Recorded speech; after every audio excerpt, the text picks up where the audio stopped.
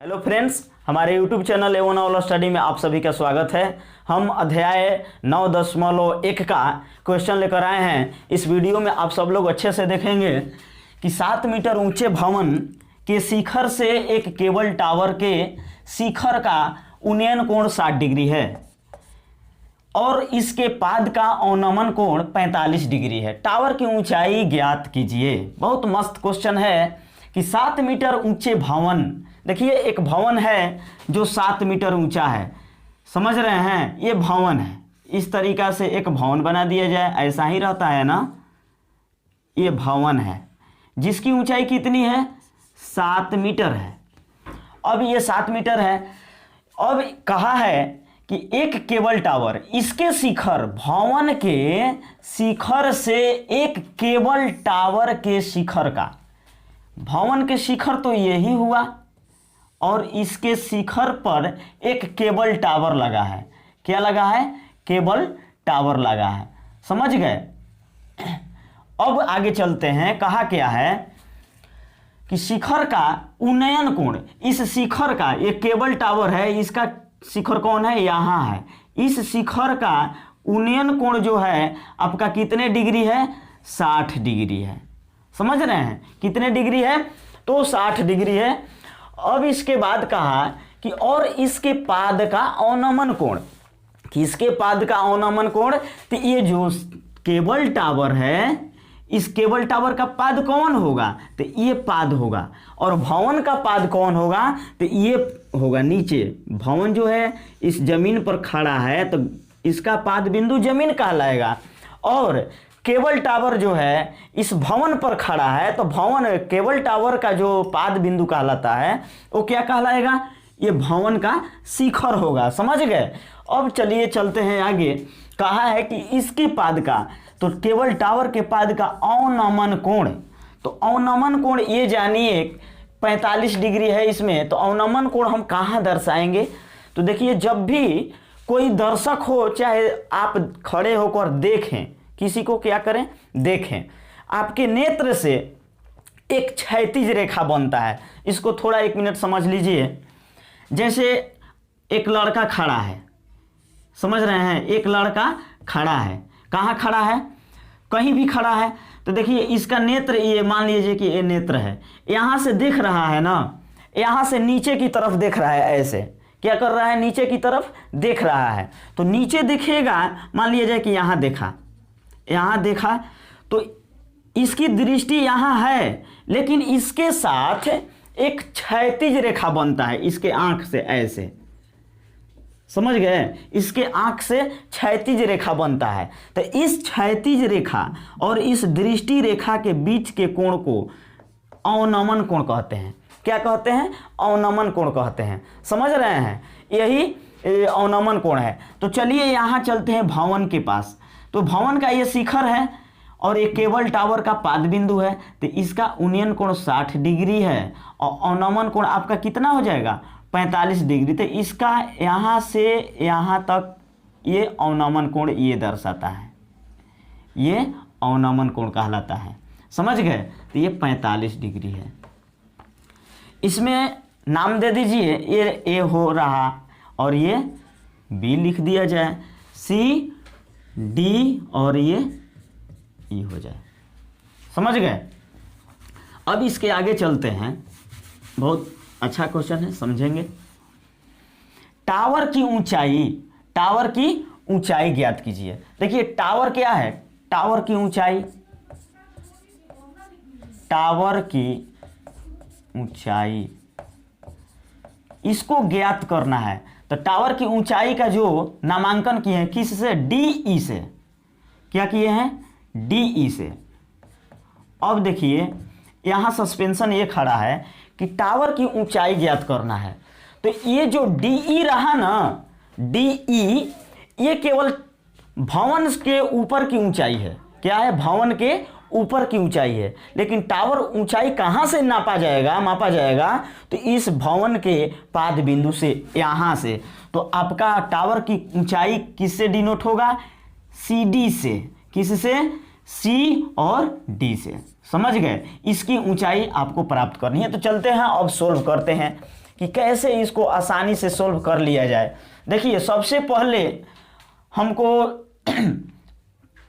ये 7 मीटर है, भवन की ऊंचाई 7 मीटर है, ये भवन की ऊंचाई ये 7 मीटर है, तो ये भी क्या होगा 7 मीटर होगा ना।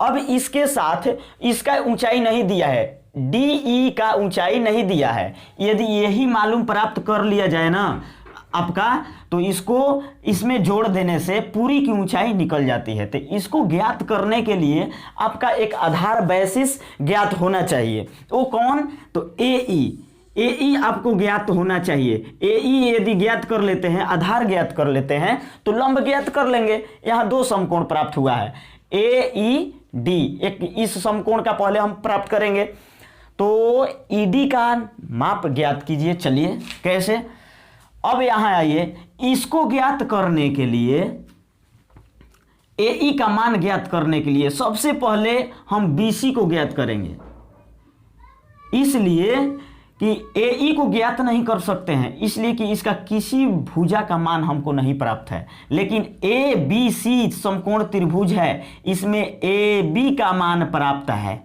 समकोण त्रिभुज लिखेंगे यहां अब ऐसे, समकोण त्रिभुज एबीसी में, तो एबीसी में देखिए ए बी बराबर आपका कितना है, ए बी बराबर 7 मीटर है, और हमको बीसी चाहिए। बीसी यदि मालूम होगा तो हमारा ए निकल जाएगा। बीसी बराबर वाट है, तो थीटा बराबर कितना यहाँ दिया है, थीटा का मान कोण कितना दिया है, तो थीटा बराबर आपका कितना हो जाएगा। देखिए यहाँ 45 डिग्री है ना, तो इसका उन्नयन कोण क्या होगा, इस समकोण त्रिभुज ए बी सी का उन्नयन कोण कितना हो जाएगा, ये 45 डिग्री हो जाएगा। इसको एकांतर कोण कहते हैं। क्या कहते हैं, एकांतर कोण कहते हैं। ये 45 डिग्री है, तो इसका उन्नयन कोण 45 डिग्री ये होगा। तो ये समकोण त्रिभुज एबीसी का उन्नयन कोण आपका प्राप्त हो गया 45 डिग्री, तो थीटा का मान यहाँ क्या कहलाएगा, 45 डिग्री। समझ गए, इसमें बस यही। अब इसके बाद हल कर दीजिए टावर की ऊंचाई। तो चलिए बीसी ज्ञात करते हैं, तो लिखेंगे लंब दिया है आधार, तो tan थीटा पर बैठा दिया जाए, tan थीटा बराबर हो जाएगा लंब बटा आधार। लंब आपका ए बी है, ए बी रखा जाएगा बटा में बीसी आधार हो जाए। tan 45 डिग्री का मान, tan 45 डिग्री बराबर ए बी का मान कितना है, 7 है, और बटा में बीसी मालूम नहीं है तो बीसी रखेंगे। समझ गए। अब चलते हैं, tan 45 डिग्री का मान कितना होता है, तो tan 45 डिग्री का मान 1 होता है, और 7 बटा में बीसी हो जाएगा। देखिए तिरछा तिरछी जब गुणा करेंगे ना, तो बीसी में 1 ले करेंगे या 7 में 1 ले करेंगे ऐसे, तो बीसी में 1 ले करेंगे बीसी होगा, और 7 में 1 ले करेंगे तो 7, यानी कि बीसी का मान कितना आया, 7 मीटर। ये बीसी का मान कितना आया, 7 मीटर। अब देखिए कि जब बीसी आ गया तो बीसी के ही बराबर ए है, तो ई भी कितने मीटर का हुआ, 7 मीटर। जब ए 7 मीटर हो गया, तो अब इस समकोण त्रिभुज ए डी ई में हम देखेंगे डी का मान निकाल लेंगे बहुत आसान तरीका से। अब लिखेंगे समकोण त्रिभुज ए डी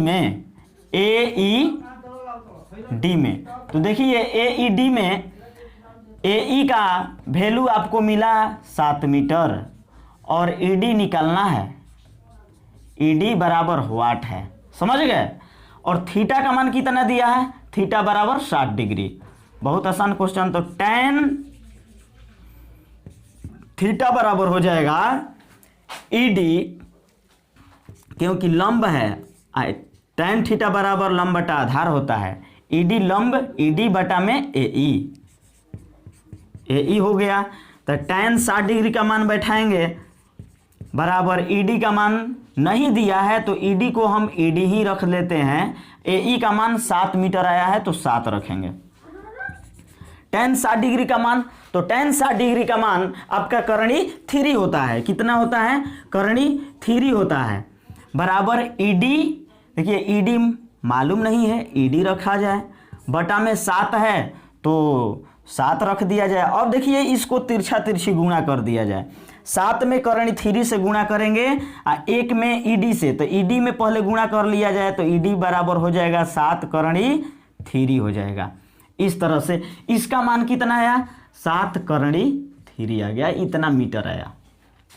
हमको चाहिए बस इसी का मान निकालना था। यदि ये मान निकल जाए तो दोनों को आपस में जोड़ेंगे तो टावर की कुल ऊंचाई निकल जाएगी। समझ गए? अब कुछ नहीं है, अब इसके बाद लिखेंगे टावर की ऊंचाई। क्या लिखेंगे? टावर की ऊंचाई। तो टावर की आपकी ऊंचाई क्या हो जाएगी, सी डी बराबर 7 √3 प्लस 7 हो जाएगा। अब यहाँ कॉमन कुछ दिख रहा है आप सबको, 7 दोनों में है, तो 7 बाहर निकालेंगे या करण कोष्टक के अंदर रखेंगे, √3 या प्लस 1। यही आपका इतना मीटर टावर की ऊंचाई हुआ। समझ गए? ये आपका आंसर हुआ।